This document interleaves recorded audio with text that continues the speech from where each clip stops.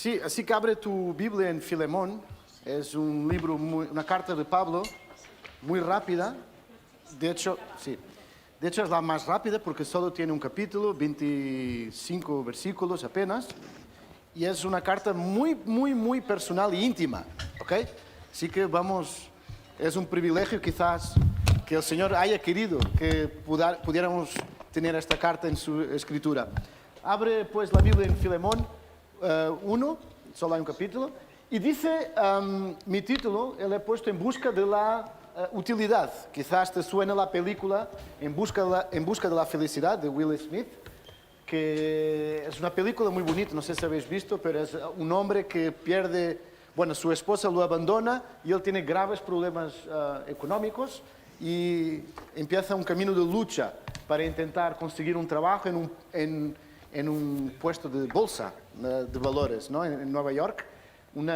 Hace unas prácticas donde no son remuneradas, pero él se esfuerza mucho para poder superarlas y al fin, bueno, haciendo un poco de spoiler, él consigue, y de ahí el título de esa película, En busca de la felicidad.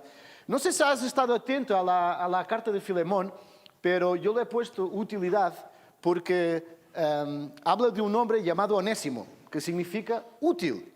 Así que yo he puesto en busca de la utilidad, porque este hombre, Onésimo, era un esclavo que salió en busca de algo, en busca de quizás la felicidad o la misma libertad, porque era un esclavo, ¿no? Y no quiero dejar de confesarme que es interesantísimo cuando este año estamos haciendo, Ivonne y yo, con los adolescentes las cartas. Bueno, estamos pasando por toda la Biblia en un año para adolescentes y he de confesar que no conocía a fondo la carta de Filemón. Y por el tamaño, tú le quitas el valor a veces, ¿no? Era una carta pequeña. Realmente, me atrevo a decir que es algo que me confrontó directamente esta carta. Y vamos a ver en esta tarde el porqué de que hace esto, y por qué pasó esto con la vida de Onésimo, el útil. Déjame ponerte en contexto, porque esto es súper importante, ¿ok? Luego vamos leyendo la escritura, porque yo sé que a veces con la lectura inicial que nos cuesta un poco acompañar, pero hoy vamos a ubicarnos muy bien lo que está pasando, ¿de acuerdo? Es importante que os diga que Pablo está en prisión, en Roma, ¿vale? Italia, en Roma está en prisión y desde ahí escribe. Dicen algunos expertos que él en esta ocasión no dicta lo que ha de ser escrito, sino que él mismo, tal es la índole tan personal y íntima, porque conoce muy bien a Filemón, él decide escribir, porque además pide un favor muy personal a nuestro querido Filemón. Entonces él escribe con su mano, ¿de acuerdo? Escribe con su mano esta maravillosa carta a Filemón. Otra cosita que tenemos que tener en cuenta para ubicarnos es que él escribe a Filemón, que está en Colosas. Si os suena la carta a los colosenses, es a la iglesia en Colosas. Y es en la actual sur de Turquía, más o menos, tenéis aquí, y está a unos 2.000 y pico, 2.300 kilómetros de Roma, ¿ok? Colosas, ¿vale? Y es la iglesia de Colosas, donde Filemón es miembro y quizás posiblemente líder en esa iglesia. Algo que no puedo dejar también de comentar es Onésimo, o como otro nombre lo tenemos, es el útil. Dice los expertos que en la antigua Roma, en esta época, había como alrededor de 60 millones de esclavos. Pero ahora bien, ¿sabéis cuántos habitantes habían? 120. Es interesante. Significa que la mitad eran esclavos. Entonces, hablamos de... a veces pensamos en la esclavitud como algo muy masculino, ¿no? En esta época no era así. Habían familias enteras que eran como esclavas y se dedicaban a trabajos de campo, trabajos de construcción, pero también había mucho trabajo dentro de casa. Y luego vamos a ver algo poderosísimo que Pablo también escribe y cómo el Señor se revela dentro del hogar hasta el propio esclavo, ¿ok? Interesantísimo es que nuestro querido Onésimo, como habíamos leído, él era esclavo y era esclavo de un tal Filemón. Déjame hablar alguna cosita acerca de Filemón. porque yo creo que también va a ser interesante. Primeramente, era un hombre muy rico, ¿vale? No sé si aquí hay alguien muy rico, no sé si es vuestro caso, no es el mío, me encantaría, pero somos ricos en Cristo, amén. Pero este hombre era muy rico, posiblemente había conocido a Cristo por medio de Pablo, en Éfeso, muy cerquita de Colosas, como podéis ver. Y nos da a entender la Escritura que él era muy rico también porque tenía esclavos. No era cualquier familia que tenía muchos esclavos, ¿ok? Él tenía esclavos. Entonces, posiblemente era una persona que viajaba, era comerciante, tenía una gran red de contactos. Y entonces, en algún viaje en Éfeso, había escuchado por primera vez el mensaje de Cristo por medio de Pablo. Y mira por dónde este hombre acepta a Cristo como su Señor y Salvador, vuelve a Colosas, y no sé si te has fijado en lo que dice el versículo 2, nuestro compañero me dice, y a la iglesia que está en tu casa. Es interesantísimo. Luego vamos a ver un detalle al finalizar. La iglesia está en tu casa. ¿Dónde arranca la iglesia de Colosas? Nos da a entender que en la propia casa de este querido hermano convertido a Cristo.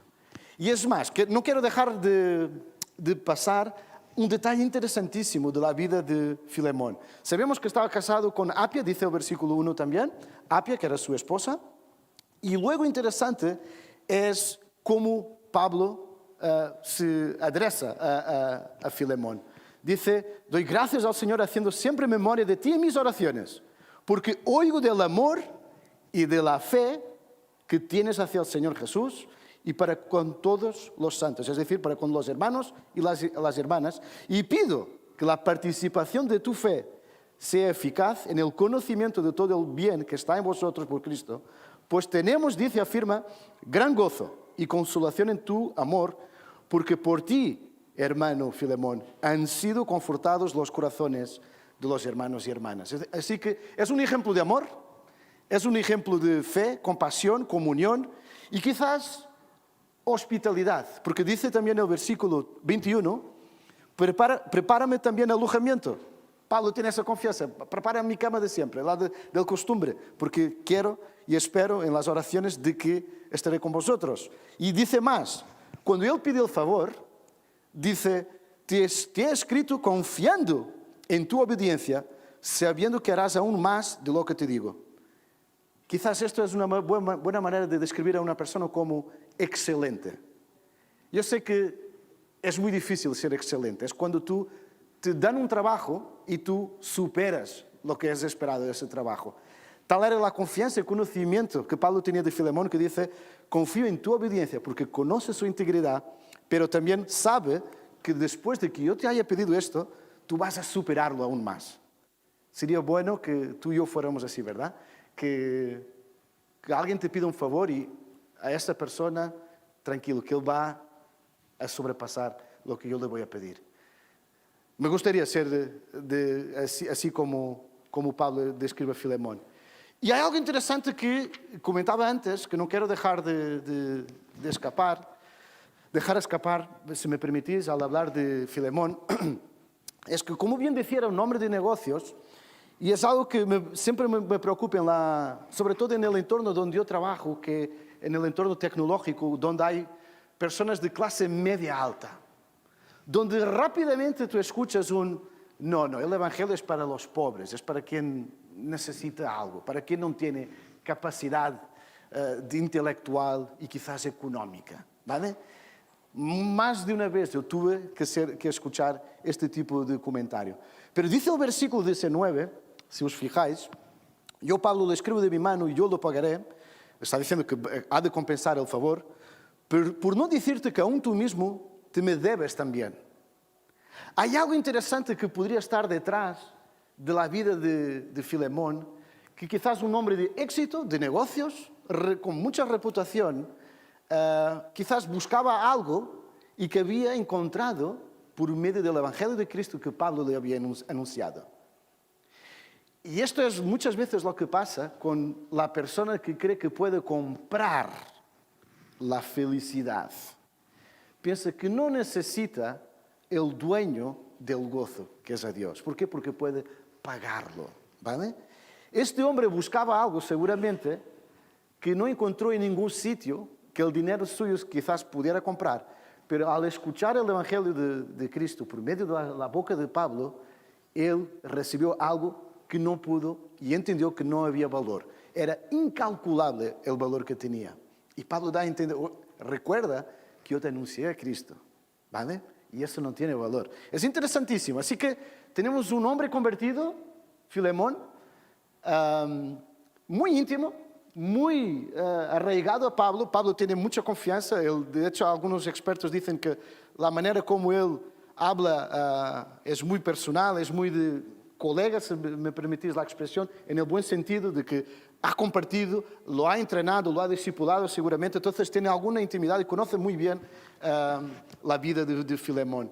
Y ahora bien, tenemos la vida de nuestro querido Onésimo, nuestro esclavo, el que da título a nuestra predicación en esta tarde. Onésimo, que significa útil.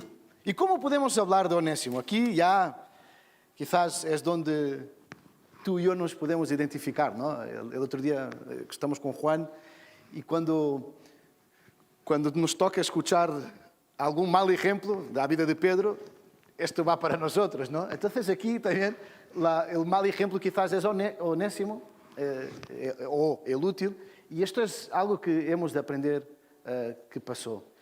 No sé si has leído atentamente la carta, pero hay algo interesante y déjame explicar así en líneas muy, muy rápidas. Primeramente, Onésimo, ¿vale? Él era un esclavo que, como cualquier otro tipo de esclavo, no le gusta estar aprisionado, encadenado, quiere y aspira a una tal libertad. ¿Estamos de acuerdo, no? Aquí es normal. Cualquier esclavo aspira a ser libre. ¿Estamos de acuerdo?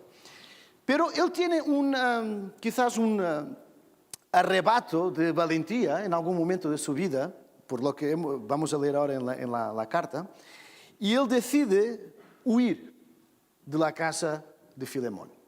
Decide huir.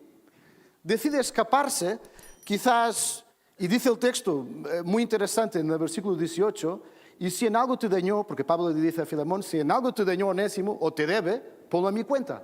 Da a entender que antes de marchar, quizás haya hecho daño a alguien, físico o material, pero también parece ser que arrimó con algunas platas, y esto me recuerda mucho, no sé si habéis visto o leído, Los Miserables de Víctor Hugo, ¿no? Ese hombre que roba algo en la casa aquella y luego un día más tarde se arrepiente, ¿ok? Es interesante cómo la literatura luego va a buscar conceptos muy bíblicos.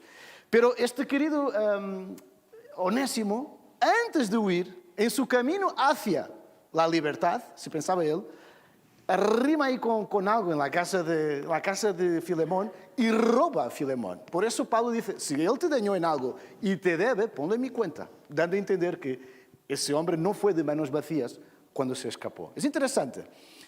Y otra cosa que quería comentar con vosotros es que la distancia entre Colosas y Roma, cómo este hombre se aventura en un camino tan largo hacia Roma. No sabemos el por qué. Sabemos que Roma es el epicentro, ¿no? Era la urbe, la gran urbe era Roma, ¿no? Quizás si alguien es esclavo en Tarragona, al escaparse quiere ir a Barcelona, si lo ponemos en nuestros días de hoy, ¿no? Entonces, pero es una distancia enorme, pero enorme, enorme. Son 2.300 kilómetros en tierra, seguramente por mar también, y no es una distancia fácil. Pero Onésimo decide, por algún motivo, que ese es su camino, y decide aventurarse en busca de su libertad. Ahora bien, dice el versículo 10, si me permitís, y ahora sí que vamos a leer, porque ¿qué está pasando aquí? Pablo escribe a Filemón porque en algún momento, fijaos cómo es la vida, este hombre, Onésimo, acaba en Roma y tiene un encuentro con Pablo. Y Pablo, conversando con esta persona, seguramente se dio cuenta, ¿cómo que eras esclavo de un tal Filemón en Colosas? Pero el Filemón, el marido de Apia, etcétera, etcétera, que tiene una iglesia, no sé qué, es impresionante lo que está contando Pablo. Por eso me impactó bastante el tipo de carta. Es decir, ¿cómo es posible que en aquella época alguien, deambulando 2000 y pico kilómetros, acabe en una cárcel y se da de frente con Pablo, volviendo a escuchar el Evangelio de Cristo, por medio de Pablo, que ya había escuchado en la casa de su amo, de su señor Filemón? Es interesantísimo, ¿no?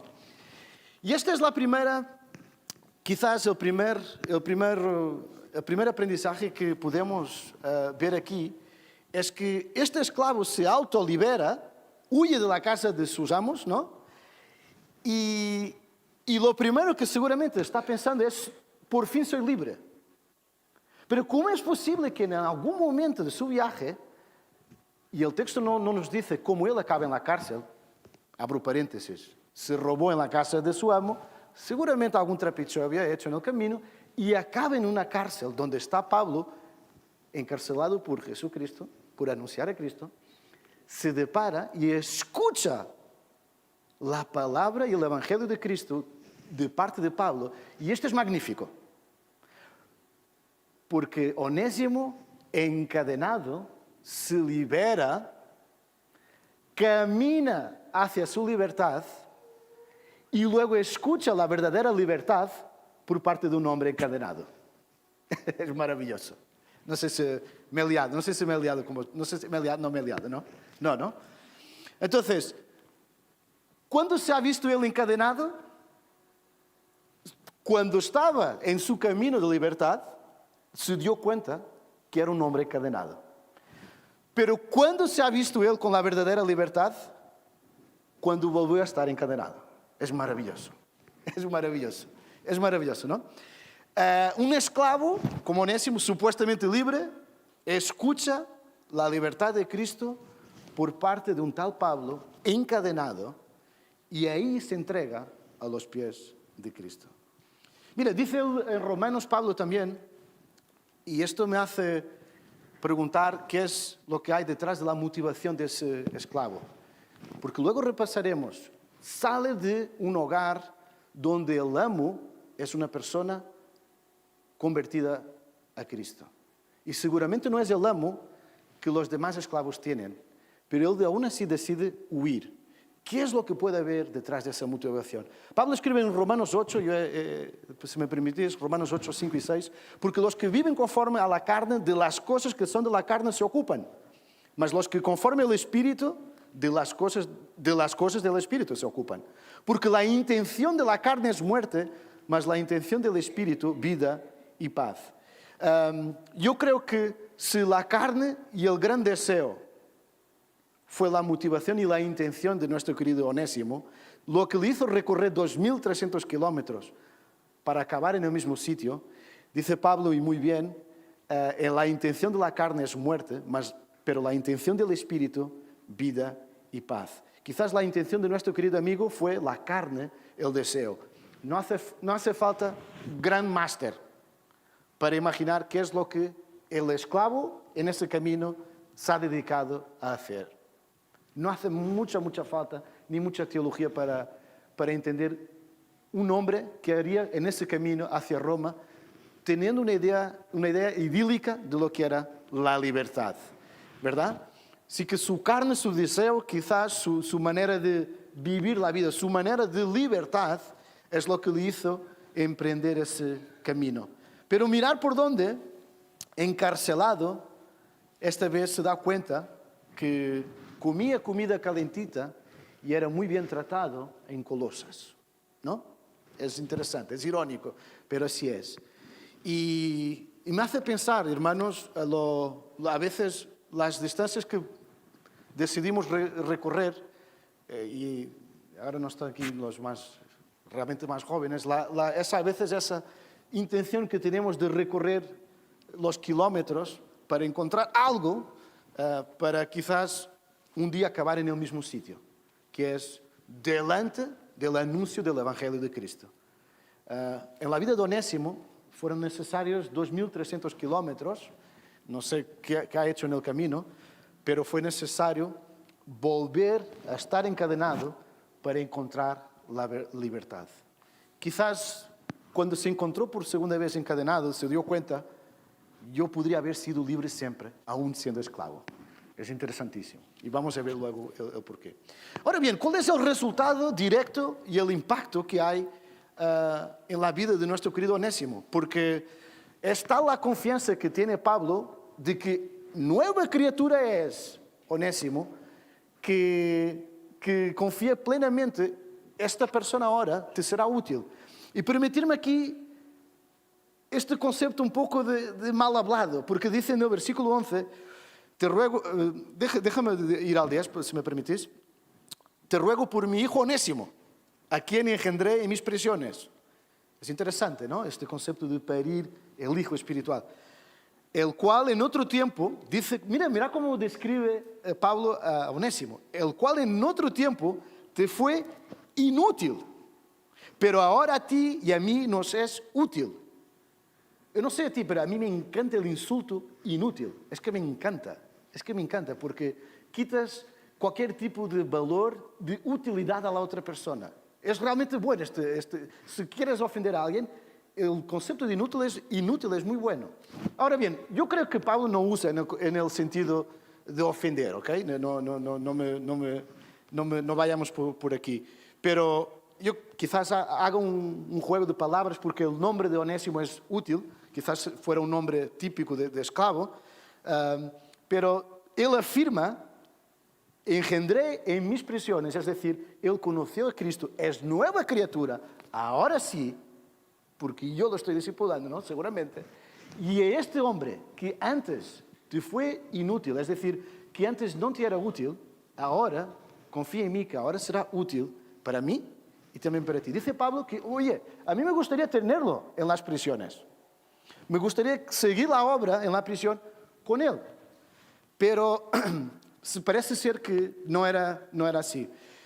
Ahora bien, si él un día había sido inútil y había escapado, déjame aquí hacer un pequeño paréntesis, si me permitís, porque aquí ya empiezo yo a ser confrontado, seguramente vosotros también, porque al describir este tipo de esclavo, nos hace pensar también en nuestra vida. Si el esclavo que es obligado lo consideramos como no útil para, quizás su nivel de vaguez, ¿se dice? ¿Vaguez? ¿De vago? Vaguería, perdón. Su nivel de vaguería era realmente alto. Quizás su nivel de rebeldía era realmente muy alto.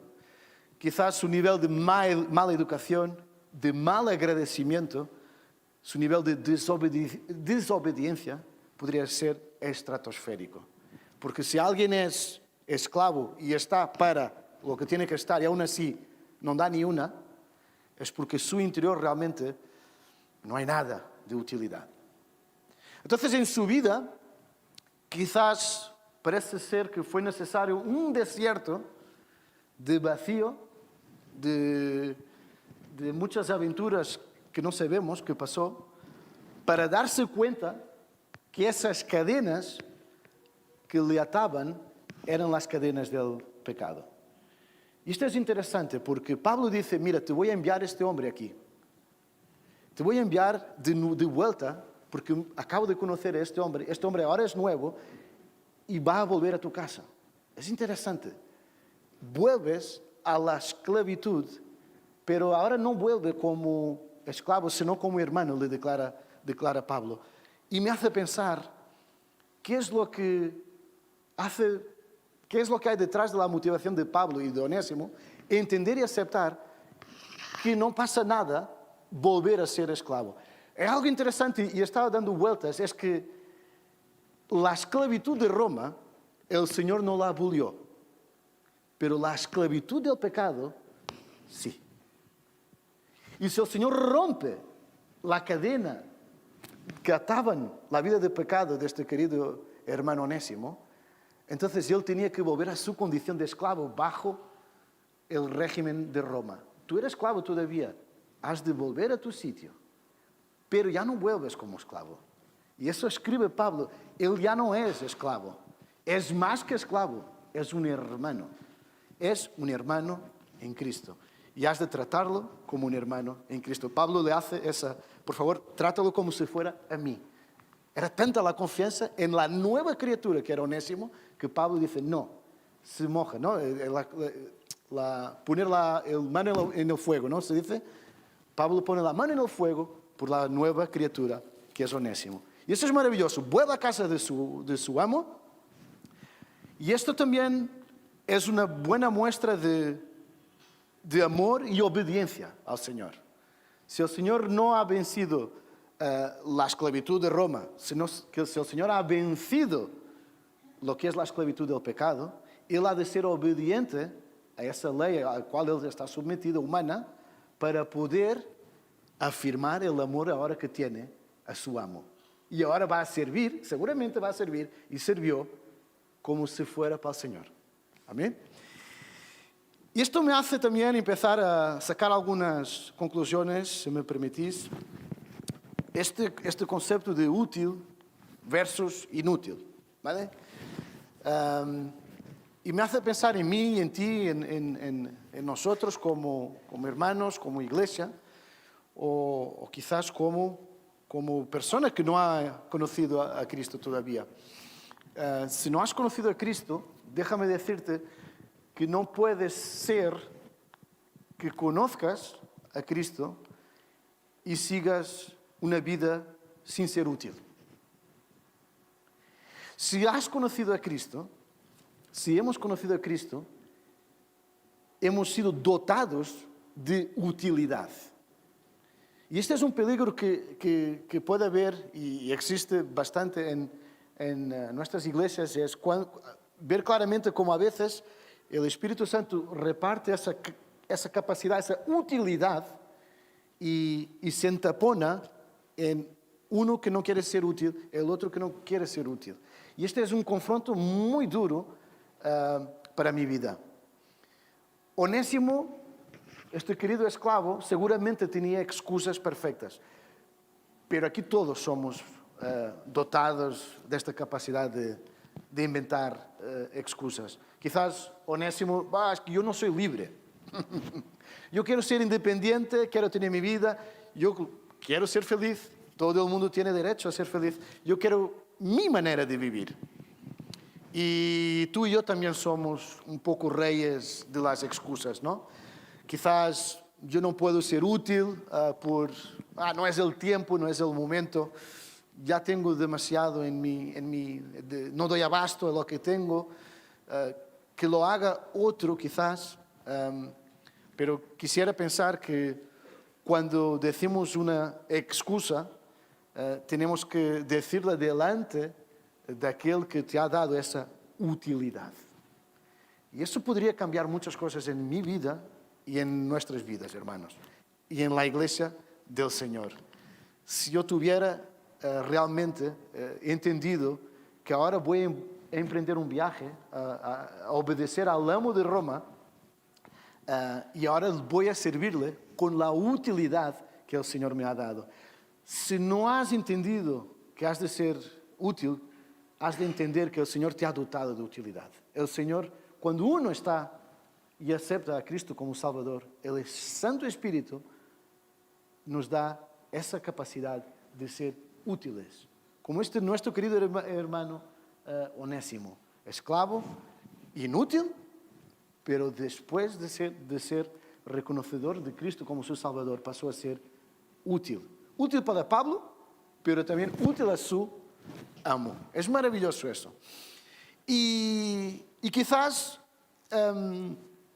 como dice el texto, el cual en otro tiempo te fue inútil, pero ahora a ti y a mí nos es útil, te lo envío de nuevo. Tú pues recíbelo como a mí mismo.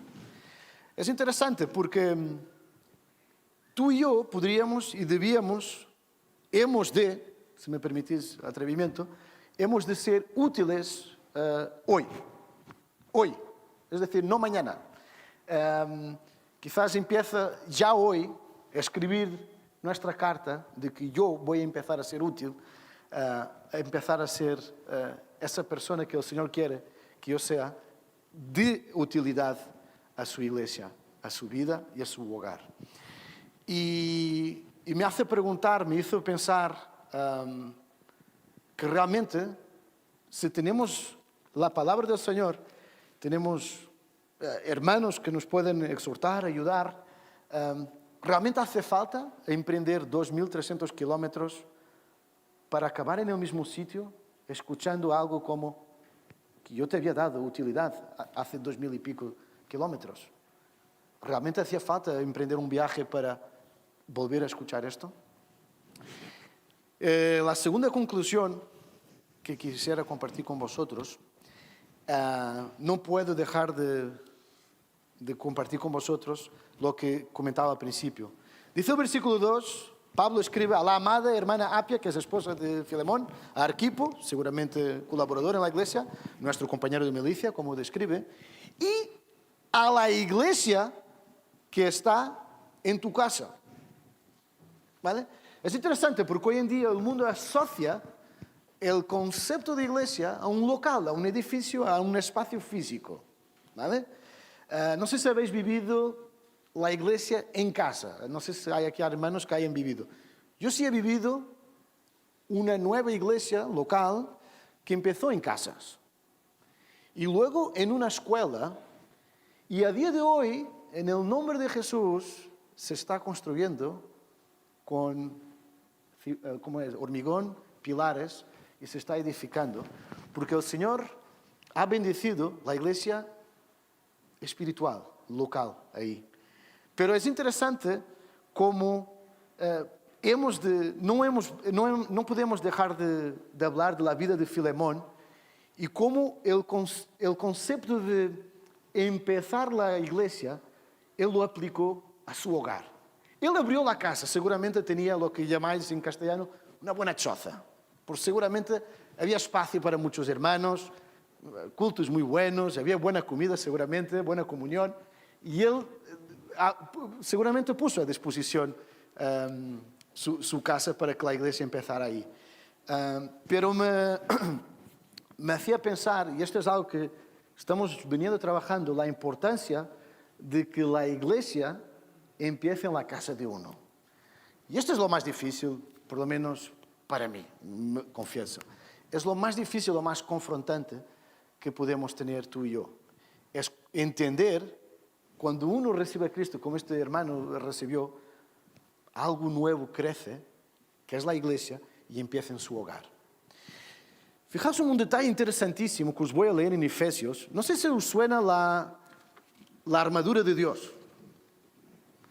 Pues Pablo cuando habla de la armadura de Dios, antes, él habla, es interesante porque él habla de la armadura, oye, muy importante es la armadura, porque hay batallas espirituales. Pero justo antes de él decir, oye, esta es la armadura que el creyente ha de usar, ¿no? Justamente el texto antes es interesante porque en Efesios 6 él dice, hijos, y esto suena, hijos, obedeced en el Señor a vuestros padres, porque esto es justo. Honra a tu padre y a tu madre, que es el primer mandamiento con promesa, para que te vaya bien y seas de larga vida sobre la tierra. Y vosotros, padres, no provoquéis a ira a vuestros hijos, sino criadlos en disciplina y amonestación del Señor. Difícil trabajo. Pero fijaos en el versículo 5. Siervos, obedeced a vuestros amos terrenales con temor y temblor, con sencillez de vuestro corazón, como a Cristo. ¿Os suena la vida de Onésimo ahora? ¿El nuevo? No sirviendo al ojo, para que se vea, como los que quieren agradar a los hombres, sino como siervos de Cristo. Eres nueva criatura, Onésimo, vas a servir no a Filemón, vas a servir a mí ahora. Interesante. Sirviendo de buena voluntad como al Señor y no a los hombres, sabiendo que el bien que cada uno hiciere, ese recibirá del Señor, sea siervo o sea libre. Y vosotros, amos, haced con ellos lo mismo, dejando las amenazas, sabiendo que el Señor de ellos y vuestro está en los cielos y que para Él no hay excepción de personas. Cristo no ganó la esclavitud de Roma. Era algo que tenía que tener su curso. La esclavitud en Estados Unidos, algo que tuvo su curso. Pero Cristo vence la esclavitud de pecado. Y cuando un amo y un siervo se reconocen como pecadores, ya no hay nivel de amo y siervo. Es maravilloso. Onésimo vuelve a su casa como más que un esclavo, más como un hermano. ¿Y qué quiero decir con esto? Es que la importancia para advertirnos de la armadura de Dios que Pablo hace, Pablo dice, vigilar lo que pasa dentro de vuestra casa. Y no quita la importancia en la época de que hay siervos, hay familias de siervos y esclavos que son parte del aprendizaje del Evangelio. Filemón, seguro que cantaban los cánticos. Onésimo hizo 2.300 kilómetros para escuchar a un Pablo y compañía en prisión cantando los mismos cánticos. Es interesante. Pero este tío está cantando lo mismo que cantaba otro, que cantaba a mí. A mí hago 2.000 y pico kilómetros y tengo que escuchar las mismas alabanzas, lo que está leyendo este hermano, y ahí se convierte a Cristo, se rinde al Evangelio del Señor Jesús y es liberado de las cadenas de su pecado. Es interesantísimo, porque Pablo cuando escribe dice, poner atención en el hogar, hijos, la madre, padre, los niños, pero también siervos y amos, porque ellos estaban dentro del hogar. Filemón no fue ajeno a este mandato del Señor. Lo tuvo muy en cuenta, es decir, vale, yo ahora soy de Cristo y ahora yo y mi casa serviremos al Señor. ¿Los siervos y esclavos incluidos? Sí, amén. Porque la batalla espiritual no puede dejar de olvidar que ellos contribuyen para ese hogar espiritual donde ellos viven. Y esto es algo que me hizo pensar también, y no sé si esta semana alguien vio en redes sociales, Alex San Pedro, un cantante de Valencia, cristiano, él compartía algo que me hizo pensar. Él decía, tenía una estadística, y decía que cuando un niño se convierte, existe un 3%, hablamos de una familia no cristiana, cuando un niño, hijo, se convierte, hay un 3% que toda la casa conozca al Señor. 3%. Luego decías, cuando una esposa es convertida, hay un 15% que toda la casa conozca al Señor. Pero cuando hay un marido convertido, ¿alguien adivina el número? 90% de que su casa toda entera conozca a Cristo Jesús. Hace muchos años, Josué afirmaba y voy a leer el 24:15, y si mal os parece servir al Señor, decía al pueblo de Israel, escogeos hoy a quién vais a servir. Si a los dioses a quienes sirvieron vuestros padres cuando estuvieron al otro lado del río, o a los dioses de los amorreos en cuya tierra habitáis. Pero Josué afirmó, pero yo y mi casa serviremos al Señor. Hacer lo que os dé la gana, si me permitís la expresión, pero yo y mi casa haré como Filemón. A partir de hoy, yo voy a servir al Señor. Qué difícil es servir al Señor empezando en mi hogar. Yo el primero. Qué difícil es ser como ese nuevo Onésimo y que no nos vayamos a ese antiguo Onésimo. El deseo del Señor es, y hoy ya que es el del Padre, es que yo sea mejor padre, mejor marido, mejor siervo. Todo eso es parte íntegra del hombre que el Señor quiere que yo sea. Pero seguramente para ti también. Seguramente como tú y yo tenemos que aprender, y hemos de aprender, no podemos dejar de aprender de la vida de Onésimo. Queremos emprender muchas veces viajes buscando algo que no nos lleva a ningún sitio como es la vida de Onésimo. Onésimo hizo 2.300 kilómetros para aceptar a Cristo cuando tenía en su propia casa, escuchaba las alabanzas de Filemón y de la iglesia de Colosas y pasó de largo. Hizo un camino enorme, pero el Señor tenía algo preparado para él. Tú y yo podríamos dejar de hacer esos 2.000 y pico. Aprovechemos el hoy y el ahora para escuchar y obedecer, como Onésimo luego obedeció. Queremos tener vidas útiles porque el Señor nos ha dado esa utilidad. ¿Vamos a orar?